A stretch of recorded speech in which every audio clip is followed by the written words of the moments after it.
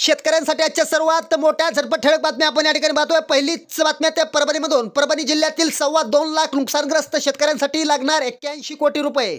पुढली मोठी बातमी आहे छत्रपती संभाजीनगरमधून। मराठवाड्यातील 8496 गावे दुष्काळाच्या दृष्टचक्रात, सरकारी मदतीकडे लक्ष।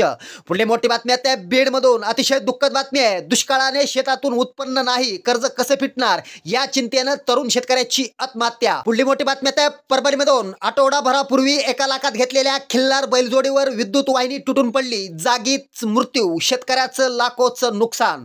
पुढली मोठी बातमी आहे लातूरमधून। लातूरच्या बाजारात सोयाबीनचे 200 रुपयांनी भाव उतरले, दर वाढणार का, शेतकऱ्यांना प्रश्न। पुढली मोठी बातमी आहे जालन्यामधून। जालना जिल्ह्याची अंतिम सुधारित पैसेवारी 47.6 पैसे, दुष्काळी उपाययोजनास वेग येणार।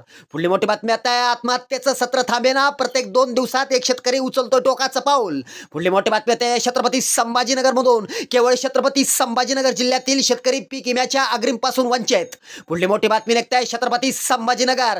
पोकरा घोटाळ्यातील अधिकारी, कर्मचारी आणि शेतकऱ्यांना नोटिसा। शेतकऱ्यांसाठी या होत्या सर्वात मोठ्या झटपट ठळक बातम्या। व्हिडिओ आवडला तर नक्की शेअर करा। धन्यवाद।